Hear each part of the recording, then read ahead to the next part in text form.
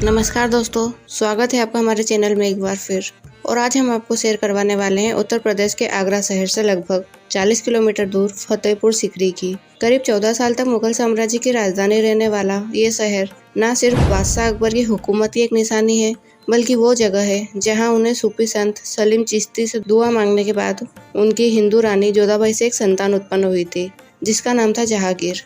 तो आइए जानते हैं फतेहपुर सीकरी का रोचक इतिहास, जिसे बादशाह अकबर और जोधाबाई के सपनों की नगरी के नाम से भी जाना जाता है। दोस्तों, ये जो पूरा मैदान आप देख पा रहे हैं, इसे दीवाने आम के नाम से जाना जाता है। उस समय ये मिट्टी का मैदान हुआ करता था। बाद में किले की सुंदरता को और बढ़ाने के लिए यहाँ घास लगाई गई थी और यहीं पर बादशाह अकबर आम जनता की बातें सुना करते थे। उस समय यहाँ लोगों को बैठने के लिए कारपेट लगाई जाती थी और सामने की तरफ एक जाली होती थी, जिसमें से बादशाह अकबर उनकी बातें सुना करते थे और लोगों का न्याय किया करते थे। कहा जाता है कि जो भी अपराधी होता था उसे मैदान में ही हाथी से कुचलवा कर मौत की सजा दी जाती थी। बादशाह अकबर इस किले में 1571 से 1585 तक रहे थे, यानी कि 14 साल बादशाह अकबर और जोधाबाई ने यही बिताए थे और ये मुगलों की राजधानी रही थी।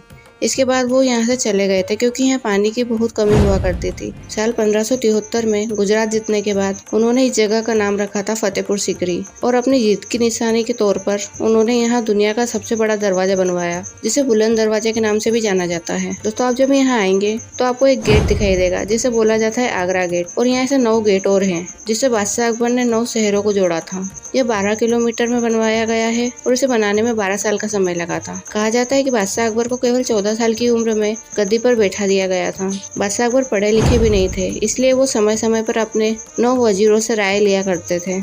यह वो जगह है जहाँ बादशाह अकबर तुलादान किया करते थे। यहाँ गरीब लोग खड़े रहते थे और सामने ही अकबर का तुलादान किया जाता था और उनके वजन के जितना सोना और चांदी गरीब लोगों में बांट दिया जाता था और तुलादान की रस्म साल में एक बार की जाती थी। यही एक लाल पत्थर की इमारत है जिसे बोला जाता था दीवाने खास, और यहीं पर बैठकर बादशाह अकबर अपने 9 मंत्रियों के साथ मीटिंग किया करते थे, यानी इसे उस समय का पार्लियामेंट हाउस कहा जाता है। इसकी खासियत यह है कि बाहर से देखने पर ये 2 मंजिला इमारत दिखाई देती है, मगर असल में ये 1 मंजिला इमारत ही है। मीटिंग में हिस्सा लेने वाले लोग नीचे नहीं बैठते थे, बल्कि ऊपर की तरफ बैठा करते थे। यहाँ बीच वाले हिस्से में अकबर बैठा करते थे और चारों तरफ की बालकनी में उनके वजीर, जिन्हें अकबर के 9 रत्न कहा जाता है, बैठा करते थे, जो थे बिरबल, तानसेन, अबू फजल, फैजी, मानसिंह, टोडरमल, मुल्ला दो प्याजा, अजियाउद्दीन और अब्दुल रहीम। इस इमारत के पिलर में 7 अलग अलग धर्मों की चीजों की नक्काशी की गई है। सबसे ऊपर जैन धर्म का डिजाइन बनाया गया है। इसके बाद ये जिगजैग वाला पैटर्न ईरानी धर्म से लिया गया है। बड़े आर्क जो बने हैं वो मुस्लिम डिजाइन है। छोटे आर्क क्रिश्चियन डिजाइन है। खड़क बना है जो सिख धर्म से लिया गया है, और जो लोटस वाला डिजाइन है वो हिंदुइज्म के लिए है, और नीचे में जो क्राउन ऑफ बुद्धा बना है वो बुद्धिज्म के लिए है। इस तरह से अकबर ने इन 7 धर्मों को मिलाकर एक धर्म बनाया था, जिसे दीन इलाही बोला गया। लेकिन ये धर्म के ज़्यादा फॉलोअर्स नहीं निकल पाए, इसलिए अकबर ने बोला अब अपने ही धर्म में यकीन कीजिए, मगर एक दूसरे के साथ मिलकर रहिए। इसलिए इस पिलर को अकबर द्वारा शुरू किए धर्म दीन इलाही के सिंबल के रूप में भी देखा जाता है। अब इस इमारत के ऊपर जाने का रास्ता गवर्नमेंट द्वारा बंद कर दिया गया है, जिससे इस पर ज़्यादा लोड ना पड़े, क्योंकि यहाँ बड़ी संख्या में टूरिस्ट घूमने आते हैं। यहाँ 12 बड़े पानी के टैंक बनाए गए हैं, क्योंकि यहाँ पानी की समस्या हमेशा से रही है। इसके अलावा यहाँ अकबर ने बावड़ियाँ भी बनवाई थी, जो अष्टभुजा का रूप में देखने को मिलती है। यहाँ एक टावर के आकार की मीनार भी है, जिसे हिरन मीनार के नाम से जाना जाता है, जो कि अकबर के हाथी की कब्र है। कहा जाता है कि यह अकबर का सबसे पसंदीदा हाथी था और वो सबसे तेज दौड़ता था, इसलिए अकबर ने उसका नाम हिरन रखा था। और ये जो बिल्डिंग हम देख रहे हैं, इसे खजाना महल कहा जाता है। यहाँ पर 24 बॉक्स बनाए गए थे और ये उस समय खजाना रखने की जगह हुआ करती थी। उस समय यहाँ के दरवाजे बंद हुआ करते थे और इन बॉक्सेस में खजाना भरा होता था। अकबर की 3 रानियाँ थी, जिनके साथ वो यहाँ लुका छिपी भी खेला करते थे। और ये जो जमीन पर बनी है, इसे चौसर कहा जाता है, जिससे आपने कई टीवी सीरियल्स में, महाभारत में भी खेलते देखा होगा। इसे भी अकबर अपनी रानियों के साथ खेला करते थे और इन खानों में गोटियों की जगह दासियाँ खड़ी रहती थी, जो डांस करके चाल को चला करती थी। और ये जो सामने 5 मंजिला इमारत है, इसे पंचमहल कहा जाता है, जिसे अकबर ने गर्मी से राहत के लिए बनवाया था, जिसमें बादशाह और उनकी बेगम सबसे ऊपर जाकर ठंडी हवा का आनंद लेते थे। इसे गर्मियों की जन्नत भी कहा जाता है। और ये जो इसके सामने बगीचा है, इसमें उस समय गुलाब और चमेली के पौधे हुआ करते थे, जिनकी खुशबू चारों तरफ फैली रहती थी। और ये जो नीची छत वाली इमारतें हैं, इसमें उस समय दासियों के बच्चे पढ़ा करते थे और इसके ऊपर लाइब्रेरी बनी हुई थी। दोस्तों, कहा जाता है कि इसकी छत वास्तु के हिसाब से इतनी नीचे बनाई गई थी। उस समय में वास्तु देखकर तय किया जाता था कि छत की ऊंचाई कितनी होनी चाहिए। यह है अनूप तालाब, जो उस समय अकबर का स्विमिंग पूल हुआ करता था और इसमें गुलाब जल भरा रहता था। मगर इसको बनवाने का मेन कारण तानसेन की आवाज़ की इको, यानी कि उनकी आवाज़ की गूंज पाना था। तानसेन अकबर के 9 रत्नों में से एक थे, जो उस समय के बहुत बड़े म्यूजिशियन थे और वो राग गाया करते थे। ऐसा कहा जाता है कि जब वो मल्हार राग गाते थे तो बारिश आ जाया करती थी, और जब दीपक राग गाते थे तो आसपास रखे सभी दीपक अपने आप जल जाया करते थे। बीच में बने चबूतरे पर तानसेन बैठा करते थे। इधर सामने अकबर और उधर जोधाबाई बैठती थी, और बाकी सब नीचे बैठकर तानसेन के म्यूजिक का आनंद लिया करते थे। इसे 4 चमन कहा जाता है। ऐसा इसलिए क्योंकि इसके 4 रास्ते हैं और चारों से बीच में जाया जा सकता है। ये सामने वाला हिस्सा अकबर की मुस्लिम बीवी का था, जिनका नाम रुकैया बेगम था, जिनको तुर्की की सुल्ताना भी कहा जाता था। इसे शीश महल भी कहा जाता है, क्योंकि इसमें रंग बिरंगे शीशे और बहुत मूल्यवान हीरे लगे थे। ये जो दीवारों पर आप खूबसूरत सी नक्काशी देख रहे हैं, इन्हीं में वो डायमंड लगाए गए थे, जिन्हें अंग्रेज निकाल कर ले गए थे। इन बर्ड्स के मुंह पर भी सोने और हीरे लगे थे, जिन्हें आप देख सकते हैं कि अंग्रेज इनका मुंह वाला हिस्सा निकाल कर ले गए हैं और पत्थर वाला हिस्सा वैसा ही छोड़ दिया। ये देखकर तो अब आप समझ ही गए होंगे कि भारत को सोने की चिड़िया क्यों कहा जाता है। ये बिल्डिंग अंदर से जितनी खूबसूरत है, उतनी ही बाहर से भी है, और अभी भी आप इस पर उस समय की गई खूबसूरत नक्काशी को देख सकते हैं।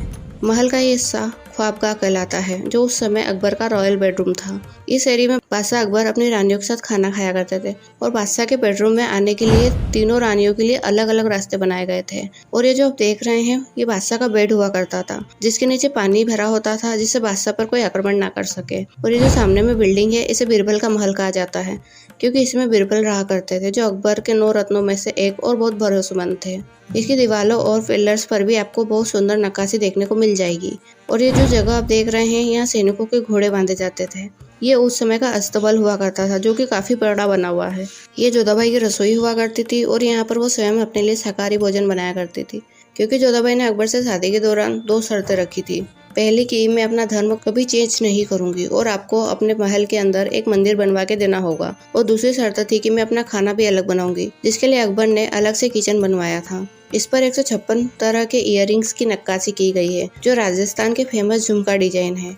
और ये जोधाबाई का महल था, जो राजस्थानी और मुस्लिम डिजाइन में बनाया गया है। इसमें जो बालकनी की डिजाइन है, ये राजस्थानी डिजाइन है, और जो ऊपर 2 गुम्बद की डिजाइन देख रहे हैं, वो इस्लामिक डिजाइन में है। इसे हरम कहा जाता था, यानी कि लेडीजों की प्राइवेट जगह, और यहाँ केवल अकबर ही आ सकते थे। इस महल के अंदर 2 अलग अलग पैलेस बनाए गए थे, एक समर पैलेस और दूसरा विंटर पैलेस था। समर पैलेस में खास तरह का मटेरियल यूज किया गया था, जो इसे ठंडा रखता था, और इसमें पीछे की तरफ दीवारें नहीं है, जाले लगाई गई थी, जिससे वेंटिलेशन अच्छा रहे, जिसमें जोधाबाई अपने गर्मी का समय बिताती थी। और ये दूसरा विंटर पैलेस के नाम से जाना जाता है, और इसमें भी खास तरह का पत्थर यूज किया गया था, जो सूर्य की रोशनी पड़ने पर गर्म हो जाता था और कमरों को गर्म रखता था। जोधाबाई को लड़का होने के बाद उन्हें पटरानी का खिताब दिया गया था, जिसका मतलब होता है हेड क्वीन। उनके लड़के का नाम जहांगीर रखा गया था, जो शेख सलीम चिश्ती बाबा के दुआ कबूल करने के बाद हुआ था। यूं तो अकबर की 3 बीवियां थी, मगर आज भी उनका नाम जोधाबाई के साथ ही लिया जाता है। जोधाबाई ही मल्लिकाए हिंदुस्तान कहलाई जाती है। और ये सामने वाली बिल्डिंग जोधाबाई का मंदिर था,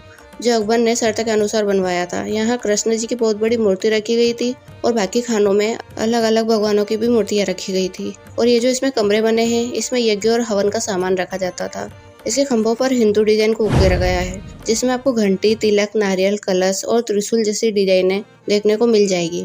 महल के बीचों बीच में तुलसी का पौधा लगाया गया था, जिसे बदलकर अब दूसरा पौधा लगा दिया गया है। उस समय जोधाबाई इसी तुलसी के पौधे के सामने खड़ी होकर अकबर की लंबी आयु के लिए प्रार्थना किया करती थी। ये सारे महलों वाला एरिया सिकरी कहलाता है।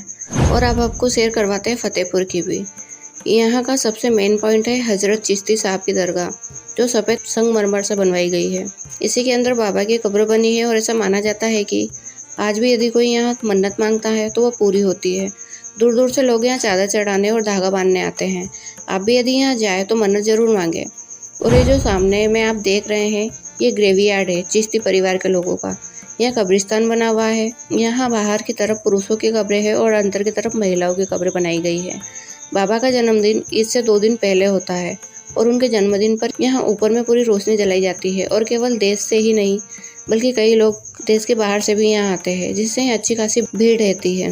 यहाँ पर हौज बना हुआ है, जो यहाँ नमाज पढ़ने आते हैं वो यहाँ हाथ पैर धोते हैं। और ये जो बिल्डिंग बनी हुई है, ये जामा मस्जिद है, और आज भी यहाँ 5 टाइम की नमाज पढ़ी जाती है। ये जो दरवाजा आप देख रहे हैं, ये कमरे बने हुए हैं, और ऐसे ही यहाँ 83 कमरे हैं जो बच्चों का हॉस्टल था और यहाँ गरीब और यतीम बच्चे फ्री में पढ़ते और रहते थे। ये है बुलंद दरवाज़ा, जिसे हाईएस्ट गेटवे के नाम से भी जाना जाता है। दरवाजे के तोरण पर आपको ईसा मसीह द्वारा कही बाइबल की बातें भी लिखी मिल जाएगी और इस पर कुरान की आयतें भी लिखी गई है। इसको इतनी खूबसूरती से बनाया है कि आप इसकी डिज़ाइन को देखते ही रह जाएंगे। तो दोस्तों, यही था हमारा आज का वीडियो। क्या आप यहाँ कभी गए हो? हमें कमेंट में ज़रूर बताना और वीडियो को लाइक और चैनल को सब्सक्राइब करना मत भूलना। फिर मिलते हैं नेक्स्ट वीडियो में। तब तक अपना ध्यान रखना। Bye bye, take care.